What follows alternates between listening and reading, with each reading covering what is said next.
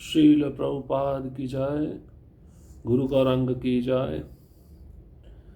कल के सत्र में हमने रघुनाथ भट्ट गोस्वामी का जीवन चरित्र प्रारंभ किया था, जिसमें उनका आविर्भाव, उनका आध्यात्मिक जगत में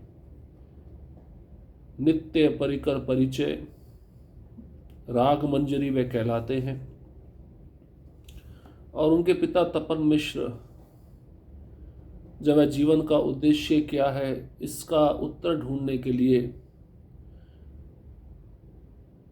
किसी महान व्यक्ति का संग प्राप्त करना चाहते थे, तो उनको कोई संग प्राप्त नहीं हो पा रहा था। किसी के प्रति वे जिज्ञासा नहीं कर पा रहे थे। तो एक देवता उनके स्वप्न में आकर उनको बताते हैं कि आप निमाय पंडित के पास जाइए और आप ये प्रश्न उनसे पूछिए। ये प्रश्न का उत्तर निमाय पंडित आपको अवश्य देंगे। तो तपन मिश्र जाग जाते हैं अपने स्वप्न से, बड़े प्रसन्न होते हैं, उनके आंखों से आनंद अश्रु बहते हैं। और तपन मिश्र उस स्थान पर पहुंचते हैं जहां पर गौर सुंदर अपने शिष्यों के साथ परम मनोहर रूप में विराजमान थे। तपन मिश्र महाप्रभु के चरणों में दंडवत प्रणाम करते हैं, हाथ जोड़कर खड़े हो जाते हैं और कहते हैं कि मैं बहुत ही दीनहीन व्यक्ति हूँ, कृपा दृष्टि मेरे ऊपर डालिए, मेरा जो संसार बंधन है इससे मुझे मुक्त कीजिए, मुझे उपदेश दीजिए। मैं साध्य साधन तत्व के विषय में कुछ भी नहीं जानता और विषय के जो सुख होते हैं उसमें मेरा मन भी नहीं लगता है। मेरे प्राणों को शांति कैसे प्राप्त होगी? अब चैतन्य महाप्रभु इस प्रश्न का उत्तर देने जा रहे हैं। प्रभु ने कहा, विप्र तुम्हारे सौभाग्य का क्या कहना, जो तुम सब प्रकार से श्री कृष्ण भजन करना चाहते हो। ईश्वर का भजन अति दुर्गम और अपार है। श्री हरि ने कृपा करके युग धर्मों का प्रचार किया है। भूतल पर 4 युगों में चारों धर्मों का संस्थापन कर श्री कृष्ण अपने नित्य लोक को चले गए। श्री हरि ने चारों युगों में जीवों के लिए 4 धर्म स्थापित किए हैं। कलयुग का धर्म है श्री नाम संकीर्तन।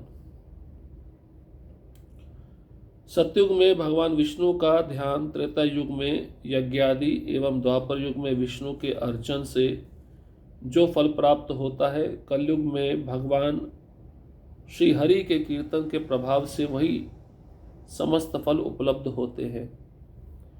चैतन्य महाप्रभु तपन मिश्र के प्रश्न का उत्तर दे रहे हैं। वे जानते हैं कोई साधारण व्यक्ति नहीं है, इसलिए प्रारंभ करते हैं कि तुम्हारे सौभाग्य का क्या कहना। तुम सब प्रकार से भगवान कृष्ण का भजन करना चाहते हो। भगवान का भजन करना कोई साधारण बात नहीं है और भगवान ने स्वयं 4 युगों में 4 प्रकार के धर्मों का संस्थापना किया है। सतयुग में भगवान ध्यान के द्वारा प्राप्त होते हैं, त्रेता युग में भगवान यज्ञ के द्वारा प्राप्त होते हैं, द्वापर में भगवान पूजा अर्चना के द्वारा प्राप्त होते हैं और कलयुग में हरिनाम संकीर्तन के द्वारा प्राप्त होते हैं। तो बाकी युगों में जो क्रियाएं होती हैं, विधि होती है, उसका फल कलयुग में हरिनाम करने से प्राप्त हो जाता है। अतएव कलयुगे नाम यज्ञ सार, आर कौन धर्म कैले नाही हाय पार। रात्रि दिन नाम लय खाईते शुईते, तहार महिमा वेदे नाही पारे दिते। श्री चैतन्य भागवत आदि लीला 14वां अध्याय श्लोक क्रमांक 139 और 140। इसलिए कलयुग में नाम यज्ञ ही सार है और किसी धर्म का पालन करने से उद्धार नहीं होता। जो रात दिन खाते पीते सोते जागते श्री नाम ही लेते हैं, उनकी महिमा वेद भी नहीं कह सकते हैं। तो नाम की महिमा कलयुग में सबसे श्रेष्ठ है। नाम भगवान का लेना यही सब वेदों का सार है और किसी भी धर्म का पालन करने से उद्धार नहीं होगा। जो भक्त रात दिन खाते पीते चलते उठते बैठते भगवान का नाम ले रहा है, उस भक्त की महिमा वेद भी नहीं कह पाएंगे। शुन मिश्र कलयुगे नाही तप यज्ञ, यही जन भजे कृष्ण तार महाभाग्य। अतएव ग्रहे तुम्ही कृष्ण भज गिया, कोटि नाटि परिहरि एकांत हैया। श्री चैतन्य भागवत आदि लीला 14वां अध्याय श्लोक क्रमांक 141 और 142। हे मिश्र सुनो, कलयुग में तप और यज्ञ का विधान नहीं है। जो व्यक्ति श्री कृष्ण नाम का भजन करता है वही महाभाग्यवान है। इसलिए तुम कुटी नाटी का परित्याग करके घर जाकर एकांत मन से श्री कृष्ण का भजन करो। जीवन का उद्देश्य क्या है? जो मनुष्य शरीर प्राप्त हुआ है उसका उद्देश्य यही है कि वह इस शरीर के द्वारा जो जीवा मिली है भगवान के नाम का उच्चारण करे। चैतन्य महाप्रभु कहते हैं, तपन मिश्र कलयुग में तपस्या और ज्ञान यज्ञ इसका विधान नहीं है। जो व्यक्ति भगवान के नाम का उच्चारण कर रहा है, कृष्ण नाम का उच्चारण कर रहा है, वही महाभाग्यवान है। इसलिए तुम कुटी नाटी का परित्याग करो। कुटी नाटी मतलब दिखावा छोड़ दो और घर जाकर एकांत मन से श्री कृष्ण के नामों का उच्चारण करो। साध्य साधन तत्व ये किछु सकल, हरि नाम संकीर्तने मिलिबे सकल। श्री चैतन्य भागवत आदि लीला 14वां अध्याय श्लोक क्रमांक 143। जो कुछ भी साध्य साधन तत्व है वह सब तुम्हें श्री हरिनाम संकीर्तन करने से प्राप्त हो जाएगा। तुम्हारा साध्य, तुम्हारा साधन जो भी तुम्हें प्राप्त करना है ये हरिनाम के द्वारा ही प्राप्त होगा और कोई विधि नहीं है। अब बहुत ही प्रसिद्ध श्लोक चैतन्य महाप्रभु उच्चारण कर रहे हैं। हरे नाम हरिर्नामेव केवलम, कलौ नास्तेव नास्तेव नास्तेव गतिरन्यथा। कलयुग में केवल हरिनाम हरिनाम और हरिनाम ही सार है। इसके अतिरिक्त अन्य किसी उपाय से गति है ही नहीं, है ही नहीं, है ही नहीं। तो 3 बार हरि का नाम, हरि का नाम, हरि का नाम, और 3 बार और कोई गति नहीं है, और कोई गति नहीं है, और कोई गति नहीं है। तो जब एक बात को 3 बार जोर देकर कहा जाता है तो बात बहुत महत्वपूर्ण होती है। इसलिए श्लोक में 3 बार बोला गया, हरि का नाम, हरि का नाम, हरि का नाम, और कोई उपाय नहीं, और कोई उपाय नहीं, और कोई उपाय नहीं। तो हरि नाम हमें ज़्यादा से ज़्यादा लेना चाहिए, ध्यान पूर्वक लेना चाहिए। खाली समय बचे तब भी हरि नाम लेना चाहिए। अथ महामंत्र हरे कृष्ण कृष्ण कृष्ण हरे हरे, हरे राम राम राम हरे हरे। यही श्लोक नाम बलि लय महामंत्र, 16 नाम 32 अक्षर ए तंत्र। श्री चैतन्य भागवत आदि लीला 14वां अध्याय श्लोक क्रमांक 145 और 146। हरे कृष्ण कृष्ण कृष्ण हरे हरे, हरे राम राम राम हरे हरे। इस श्लोक का नाम है महामंत्र। इस महामंत्र में 16 नाम और 32 अक्षर है और यही तंत्र सिद्धांत है। तो हर एक युग का अपना मंत्र होता है। जिस युग में हम हैं उस युग का हम मंत्र जप करेंगे तो सिद्धि जल्दी प्राप्त होती है।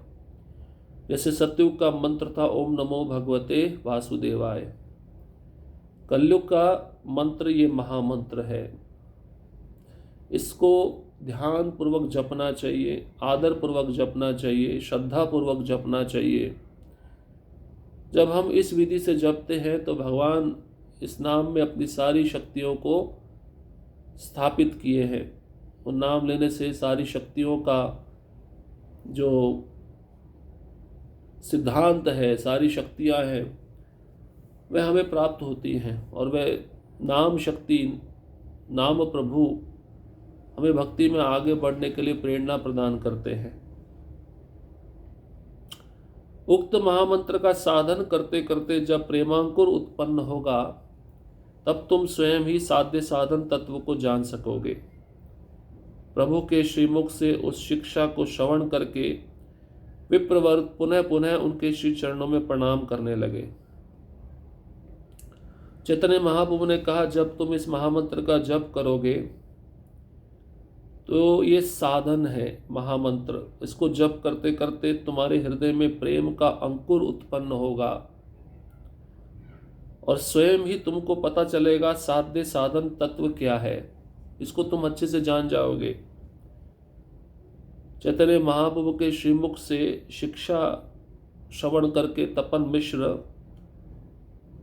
उनके चरणों में बारंबार प्रणाम करने लगे। मिश्र कहे, आज्ञा है आमी संगे आसी, प्रभु कहे तुम शीघ्र जाओ वाराणसी। श्री चैतन्य भागवत आदि लीला 14 अध्याय श्लोक क्रमांक 149। तपन मिश्र ने कहा, प्रभु यदि मुझे आज्ञा हो तो मैं भी साथ चलना चाहता हूं। प्रभु ने कहा, मिश्र तुम अभी शीघ्र ही वाराणसी चले जाओ। तपन मिश्र ने निवेदन किया, महाप्रभु के चरणों में आपकी आज्ञा हो तो मैं आपके साथ चलना चाहता हूं। चैतन्य महाप्रभु ने मना किया और कहा कि अभी तुम वाराणसी में जाओ, भविष्य में मैं वाराणसी आऊँगा, बनारस आऊँगा, काशी आऊँगा और तुमसे मिलूँगा, तुम्हारे घर पर ही रुकूँगा। तथाई आमार संगे हई बे मिलन, कही मु सकल तत्व साध्य साधन। श्री चैतन्य भागवत आदि लीला श्लोक क्रमांक 14, क्षमा करिए, अध्याय क्रमांक 14 और श्लोक क्रमांक 150। वहाँ तुम्हारा मेरे साथ मिलन होगा और फिर मैं तुम्हें समस्त साध्य साधन तत्व बतलाऊंगा। तो मैं आऊँगा काशी, बनारस, वाराणसी, तुम्हारे घर में रुकूंगा और तुमको साध्य साधन तत्व बहुत अच्छे से विश्लेषण करके बताऊंगा। वहीं पे हमारा मिलन होगा, भेंट होगी। इतना कहकर प्रभु ने तपन मिश्र को आलिंगनबद्ध कर लिया, जिससे उनके समस्त अंग प्रेम से पुलकित हो उठे। तपन मिश्र कौन है? ये रघुनाथ भट्ट गोस्वामी के पिताजी हैं। इतना कहा चैतन्य महाप्रभु ने फिर तपन मिश्र को आलिंगन किया। तपन मिश्र के सारे शरीर के अंग में प्रेम उत्पन्न हो गया, प्रेम पुलकित हो उठा। श्री वैकुंठनाथ का आलिंगन पाकर तपन मिश्र तत्क्षण ही परमानंद सुख में निमग्न हो गए। भगवान कौन है? वैकुंठपति हैं, वैकुंठनाथ हैं, लक्ष्मीपति हैं। तो उनका आलिंगन जैसी तपन मिश्र ने पाया तो तत्क्षण उसी समय तपन मिश्र को परमानंद सुख का अनुभव होने लगा। वो परमानंद सुख में डूब गए, निमग्न हो गए। प्रभु से विदा लेते समय एकांत में तपन मिश्र ने प्रभु के चरणों को पकड़कर उनसे अपने सुस्वप्न का वृत्तांत कह दिया। अब जाने से पहले तपन मिश्र ने एकांत स्थान में चैतन्य महाप्रभु के चरणों को पकड़ लिया और उनको जो सपना आया था उस सपने के विषय में चैतन्य महाप्रभु को बता दिया। चैतन्य महाप्रभु ने उसे सुनकर कहा, तुमने जो स्वप्न देखा है वह सत्य है और उचित है, किंतु ये सब चरित्र किसी और के सामने प्रकाशित मत करना। चैतन्य महाप्रभु ने सुना तो उन्होंने कहा, सही है, सत्य है, उचित है, ठीक है, लेकिन इस सपने के बारे में किसी और से कुछ मत कहना। इस सपने के बारे में किसी और को कुछ भी मत बताना। फिर एक बार चैतन्य महाप्रभु ने यत्न पूर्वक तपन मिश्र को उस स्वप्न की बात प्रकट करने के लिए निषेध किया और शुभ समय जानकर वे वहां से हंसते हुए चल दिए। तो पुनः चैतन्य महाप्रभु ने उनको ध्यान दिलाया, जो स्वप्न आया है उसको तुम्हें किसी को बताना नहीं है। और चैतन्य महाप्रभु ने उस बात का निषेध किया और शुभ समय जानकर चैतन्य महाप्रभु वहां से चल दिए। तो इस प्रकार से तपन मिश्र का जो प्रश्न था, साध्य साधन तत्व क्या है, कौन से मार्ग को पकड़ा जाए, हमारे जीवन का लक्ष्य क्या होना चाहिए, उसका प्रश्न का उत्तर चैतन्य महाप्रभु ने सरल रूप में दे दिया। अब बाल्यकाल में महाप्रभु की कृपा, जब रघुनाथ भट्ट गोस्वामी छोटे थे तो उनको चैतन्य महाप्रभु की कृपा कैसे प्राप्त हुई। जैसे हमने सुना गोपाल भट्ट गोस्वामी थे, वह श्री संप्रदाय में दक्षिण भारत में रहते थे। जब चैतन्य महाप्रभु चातुर्मास्य के समय वहाँ पहुँचे तो बचपन में ही बाल्यकाल में गोपाल भट्ट उनकी सेवा करने लगे। चैतन्य महाप्रभु के प्रति उनके मन में आकर्षण पैदा हो गया। इसी प्रकार रघुनाथ भट्ट जो अभी छोटे हैं, तपन मिश्र के पुत्र हैं, उनको भी चैतन्य महाप्रभु की कृपा बाल्यकाल में कैसे प्राप्त होगी, इसको हम अगले सत्र में सुनेंगे। हरे कृष्णा कृष्ण कृष्णा हरे हरे, हरे राम राम राम हरे हरे। श्रील प्रभुपाद की जय, गुरु गौरांग की जय।